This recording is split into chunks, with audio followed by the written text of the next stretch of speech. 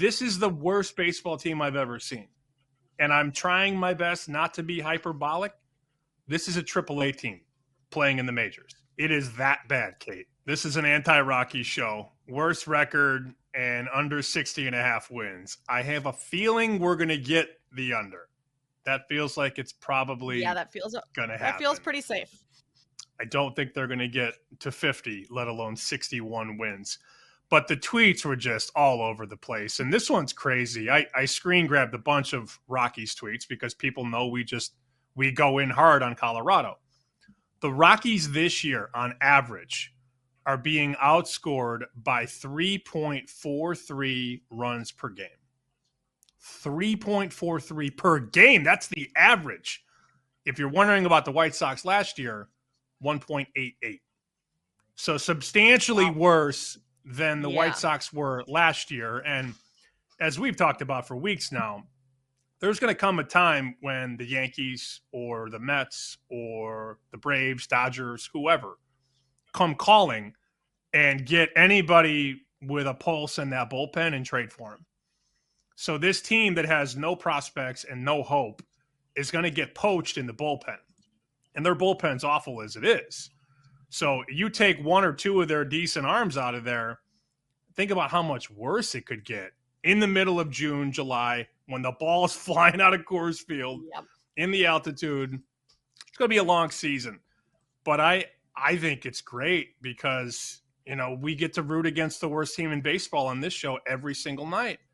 And, to be on pace to get low 30s in the win column. What more can you ask for when you bet on a team to have the worst record and go under on wins? Okay, you guys have futures on the Rockies and stuff. Have you and Joe been betting them, just fading them game to game? Because I feel like if you would, based on the, opponent scoring on average over 3 more runs than them, if you took Rockies opponents on the run line even every game, because minus 250 today for the Rangers on the money line. You could argue that there is value in that, in them winning this game, but even the run line minus 1.5 is 135. Have you guys been betting, just fading the Rockies on the run line? Joe brought up the idea of money line parlaying the Rockies opponent with something else. White Sox opponent. Unless they're playing the Marlins. They just took 2 out of 3, by the way, my Southsiders, who I need over 50.5 wins, and I don't know how that's going to go. But let's take, for example, let's cross-pollinate here. Let's take the Celtics on the money line to win at minus 250. I am adamant they're going to win today. And you went against the Rockies. So if you did a Rangers and a Celtics parlay, MGM is going to give you minus 105. That's probably going to win.